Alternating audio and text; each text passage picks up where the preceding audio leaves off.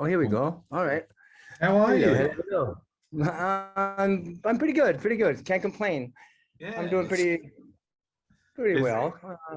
I'll tell you what, can I be the first? I know it's early, but can I be the first to wish you a happy 60th birthday Oh, thank you. for the Thank you. week? You are the first.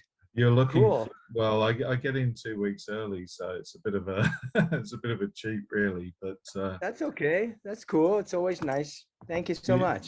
Appreciate it. you're looking far better than I am at your age. Oh, you look fine just the way you are. I, Thank uh, you. I, I was thinking the other day about the first time I saw you on stage, and as a young kid, I went to see my uncle who lived in London because he lived in Fulham, and Uh-huh. you played at the Greyhound, and I had Greyhound. a really awful time trying to get in there, but I managed it in the Wow. end, and it Okay. was because this year's a fantastic anniversary. Not only have you put out I think my favorite Michael Monroe album of all time, which Great. Thank you. every every time you just up the ante. It's almost an impossible thing to do, but you manage it. But Thank you. it's the anniversary of the I guess the first album that I really loved, which is Oriental Beat. I know that you've said you're not really happy with the sound of that album in the past, but it's I think it's a 40th anniversary this year. It is the 40th anniversary, and I don't know if you heard, but the multi-track tapes of the album were thought to have been lost back in Yeah. the 1990, 91 when Guns N' Roses released our European catalog and on their Uzi Suicide label in the States.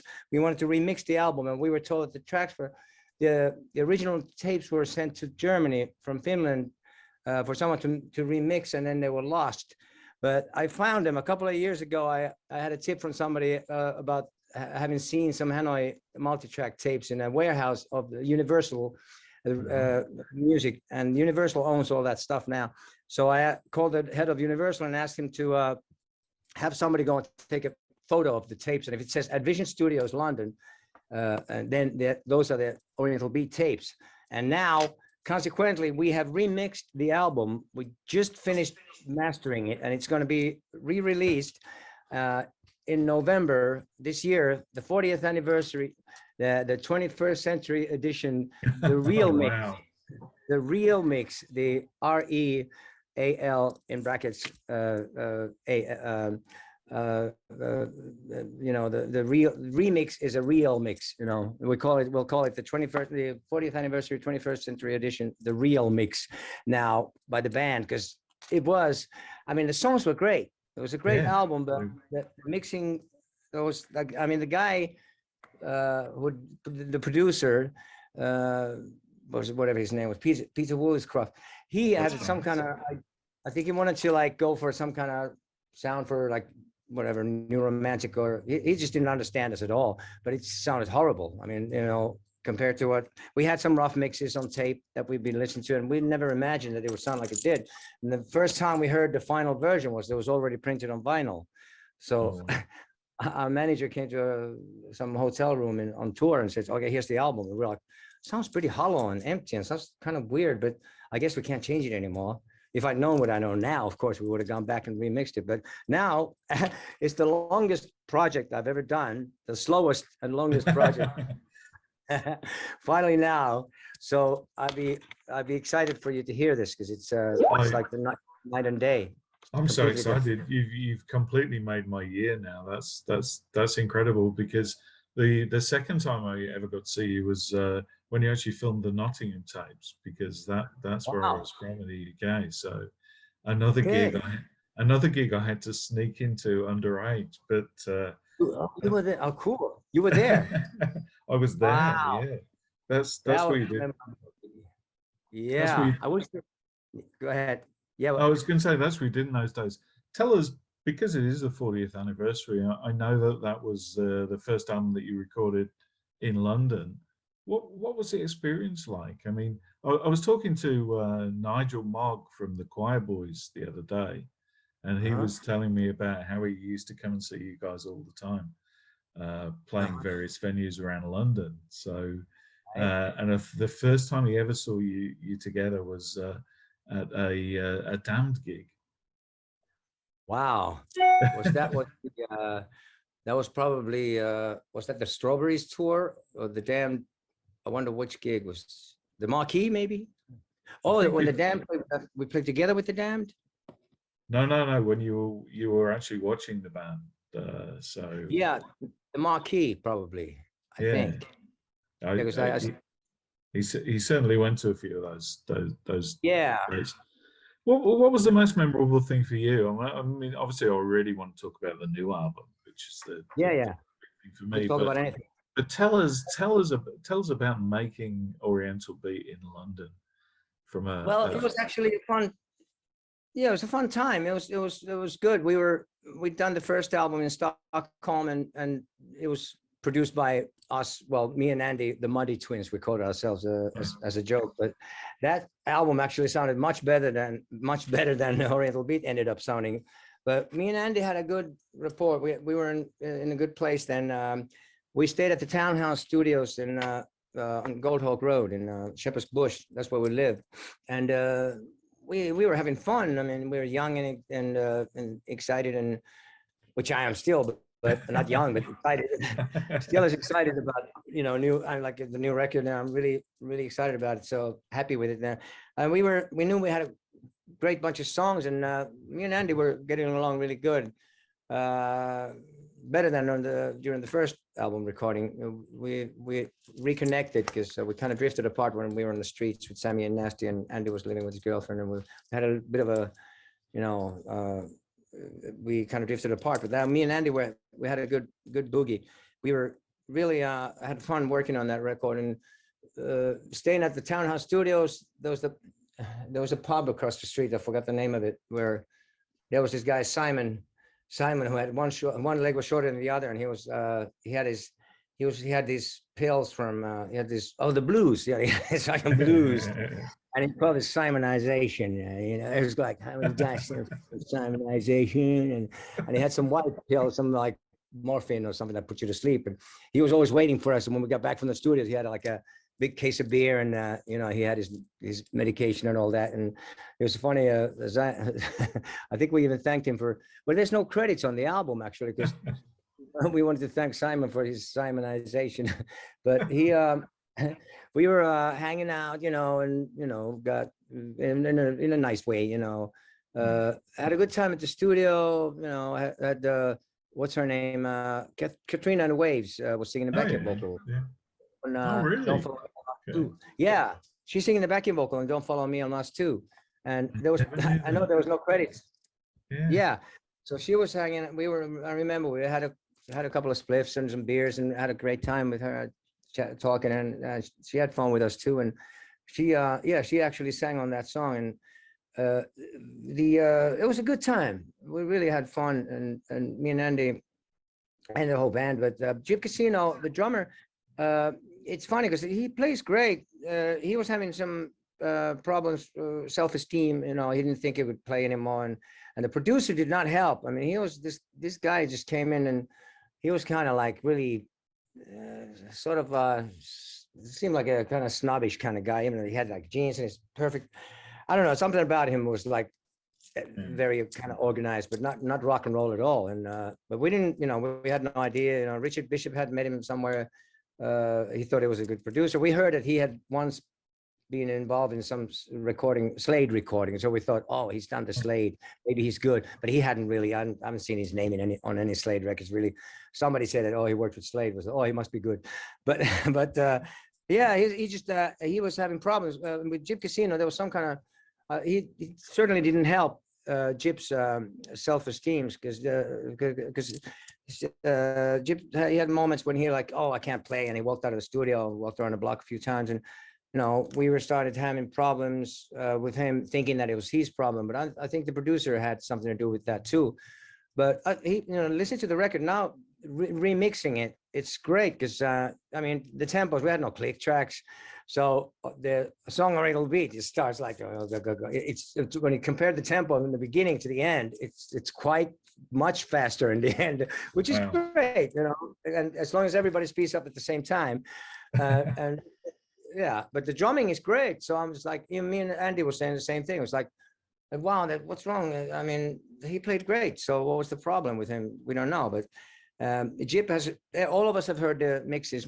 I went in with Sammy at first, and then I went back in the studio with Andy, and we've finished. I hadn't seen Andy. I hadn't seen him for almost 12 years now, until like the last February, we went in and finalized the mixes, and we had a good time, and you know, we have a, you know, big legacy and good you know, our relationship, of course, he's one of the most important people that have been in my life, and now of course we get along when we need to, and it was interesting to hear all this stuff. There were 4 songs with alternate vocal tracks. All the other ones were like wiped out, but this Oriental Beat was one of them, and Motivating and No Lower Order.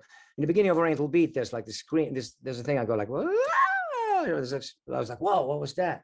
So we put it in there. I took like maybe a third of the alternate track on that vocal, and of course the producer had made some bad choices. So, but this is yeah. So it's great. It's really going to be. It certainly sounds like it. I mean, it sounds like it's going to make all my Christmases come at once. But can I ask you something? Have you seen Peacemaker? Yeah, I've seen the clips. I mean, yes, I'm friends with James Gunn now, as yes. He tagged me in one of his Instagram posts, and he said, you know, I said thank you, and that scene with the 11th Street Kids where they're talking about Hanoi, and when they say only the greatest band of all time. Yes. I was sat there going, finally. Yeah, exactly. I was thinking, I was like, wow, somebody has gotten it. Now they get it in a big scale. Oh, there's not a single Hanoi Rocks Avenue or Hanoi Rocks Street. That was like fantastic. I was thinking like, wow, this is some of the coolest recognition, nicest recognition in the coolest possible way. In a series like that, it's a great series. It's one of the biggest in the world, right? Yeah, it's so funny as well. It's great. They're praising Hanoi. Yeah, praising Hanoi like that. I got in touch with James Gunn. I mean, I thanked him, and he says, "Oh man, it's the biggest fan moment ever. I've been a fan for fucking years." And he says, so we exchanged emails and phone numbers, and now we're keeping in touch. I sent him our new album too, because I asked him if he does music videos. So he said he hasn't yet, but maybe one day. Oh wow, that would be so cool. I ordered the special edition. I can't remember what type of vinyl it was, from Record Store X in Finland. I always get the special ones that come out when they. All right. Yeah. Looking forward to that. Yeah, I wish I had one too. I gotta ask them to send me that. I like to collect some of that stuff too, but yeah, that was a great thing to give you recognized like that. Only one discrepancy was that we never wore spandex. That was the copycat bands they were the ones that wore spandex. We were vinyl, PVC, leather, whatever, but never spandex. But that's a little minute detail. But that was really cool to have a kind of recognition. James Gunn was, I sent him the song it was the Can't Stop Falling Apart, you know, the latest video. And he said, I'm not doing videos yet, but I love the song. So I said, you want to hear the whole album? And I sent him the whole album, and he loved it. You know, it's a fantastic, absolutely fantastic album. Before we get on to that, because that's what I'm talking about next, it must be fantastic to be out there playing again. I mean, you've got some wonderful dates coming up. I mean, obviously COVID made a huge difference to that, but you've got those Guns N' Roses shows. I've got friends going to the Guns N' Roses shows you've got with Axl and Co in London.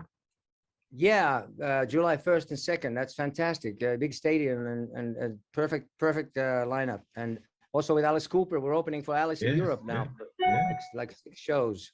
6 shows. Let me close my mail because That's okay. And you've got things like Wacken and HRH Sleaze in August and stuff like that. It's incredibly busy. Yeah. Yes, we do. I'm so happy about that, and getting to play. Yeah, the UK, where we're looking at a lot of gigs in Europe, and opening for Alice is nice, big size places, and Yeah. Germany especially. We haven't played there enough, but UK, those two arenas, that's amazing. I wish we could get. I mean, originally we were supposed to have 5 shows with Guns N' Roses in 2020. But then they got canceled and rescheduled, and then canceled again and rescheduled. So, and we were going to have like Portugal, Spain, and Germany, and then London. But now these two, I'm so glad we got even these two. Is fantastic, and I'm doing a lot of shows abroad now. We're getting back into it. The Can't Stop Falling Apart video was actually filmed the day after we did our first show. Since over 2 years we hadn't played together with my band, and that's why we're so happy on that video. Yeah, no, it's crazy, isn't it? I mean, it's also 35 years since Nights Are So Long as well this year. There's so many anniversaries coming up for you. Oh, right. Yeah, that's true. I didn't even think of that. Yeah. Yeah. And also the Demolition 23 album will be released finally. Little Steven's putting it out. It's being remastered. Oh, wow. It sounds better. It's going to come out on vinyl, which it never did before, and CD and digital in October. Oh, that's great news as well. You recorded the new album over just a couple of weeks in December in Finland. Yeah. What stage were the songs at when you got together? Were you pretty much in the demo stage and you were just We were actually we started in November. We did record the basic tracks. We had, well, let's put it this way. Last summer we had altogether about 34 songs to choose from, which was a, a good problem to have, but it took a while. We got together in the beginning of August for about a week. We went to a rehearsal studio and we recorded about 18, 20 songs, 18, 19, something like that, and really quickly. And that kind of helped me decide which ones to choose. And then we worked on some more, on the arrangements and stuff. And we got into the studio in the beginning of November. We had about 16, 16, actually 14, 15 that I thought were possibilities. And there was one song, actually 2 songs from the last album left over from the One Man Gang. And one of them I was sure was going to end up on this record. But after we were finished recording, I decided it didn't fit the album anymore, which is great. Oh, wow. We always try to go for the 10, and a couple of bonus tracks for Japan. They always want some bonuses, which these 2 were going to be. But this time they wanted an entire live CD, live recording of which we took an old gig from 2016 in Stockholm. That's going to be the bonus CD, live bonus CD in Japan for the I Live Too Fast to Die Young album. It's going to be called Live Too Fast to Die Young in Stockholm. Wow, I'm gonna have to get a hold of that. I mean, there's some fantastic songs on there, and they sort of run a whole gamut of. Yeah, I mean, we had. Yeah, we started recording, and as we went along, I chose the best ones and the most different ones also, because we went to a new studio, completely new environment, new engineer I never worked with before, and a new studio, Inkfish in Helsinki. The guy had mixed Sammy's solo album, and I knew the studio owner. I've known him since like the 70s. He used to be a drummer in the band, and I went to meet them. And Erno Laitinen, the engineer, he had a good vision, and he's a guitar player, and he's produced one of the biggest bands in Finland for years now. What has had the most hits is like a pop rock band called Hello Helsinki, and they're really huge. And he had always wanted to make a rock and roll record, and this was a perfect time for him.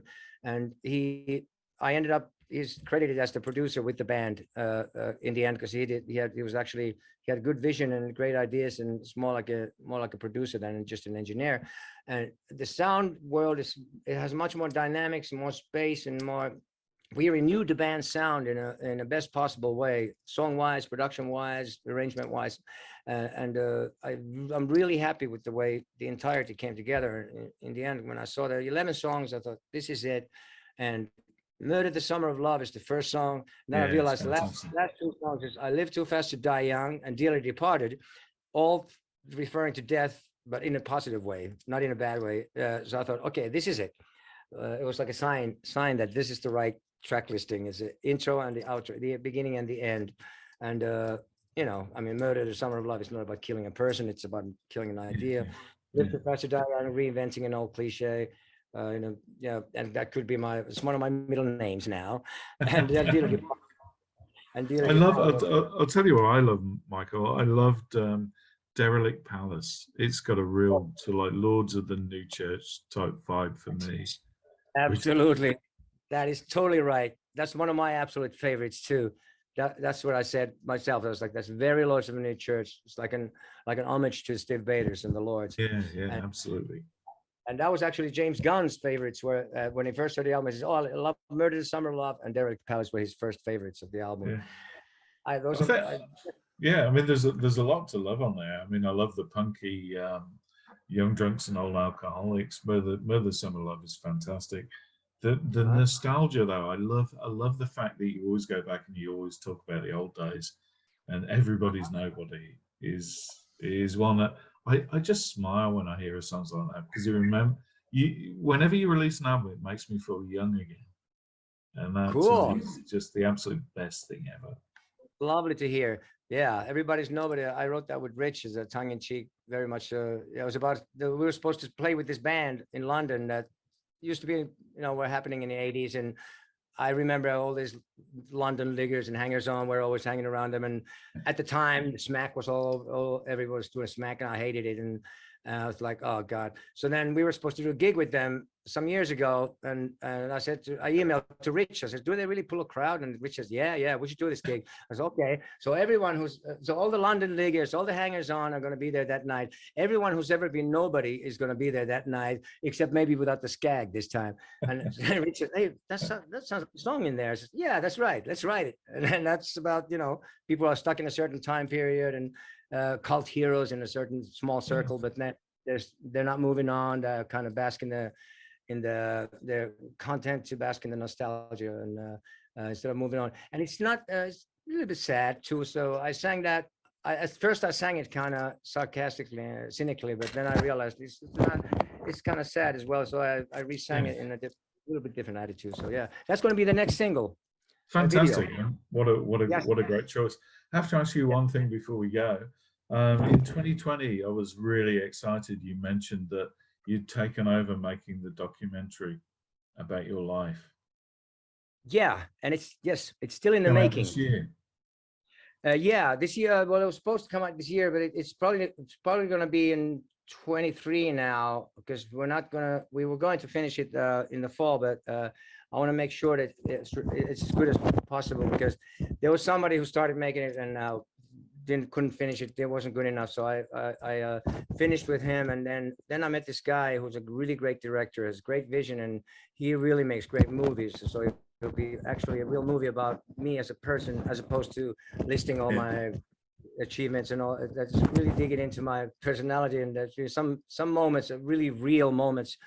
Even one with my mother, which was really touching, and this is like, it's going to be a movie that's going to, this one's going to go to the movie theaters and stuff. It's really going to be an actual fascinating story, as it is a different kind of story. And this guy Pete Eklund, he's got a great vision, and we're going to make it as great as it can be, and really getting into deeper inside who I am and what I am. And there were some moments during the pandemic that I really had a different kind of, you know, there were some vulnerable moments, and he dug some stuff out of me that I didn't think that was like, oh, okay, wow, where are we going now? So it's going to be, you'll be happy, I'm sure, that when it's finished and it'll be done, it's going to be worth it all. It'll be kind of movie that people will want to see, even if you're not interested in me or rock and roll. Even it'll be a fascinating movie to see. Yeah, I'm sure it'll be fantastic. I've been waiting for it for a while. It's always wonderful to speak to you. I thank you so much for your time. Thank you so much for a wonderful album. I Live Too Fast to Die Young is out very, very soon. Happy birthday for a couple of weeks' time. And before we go, we've got a radio station now. Would you be able to just quickly introduce either what you've told me the next single is, which is one of my favorites, which would be nice. Yeah. With the Rockpit. So if you mentioned the Rockpit. The Rockpit, yeah. Okay, and Everybody's Nobody. Yes, please. Yeah, that's going to be out on the 8th. The video is coming out on the 8th. It's going to be released, so you can play it then.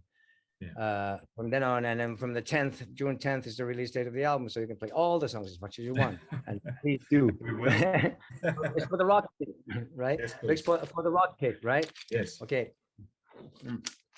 And the next song is Everyone's Nobody. You're listening to the rock pit, right?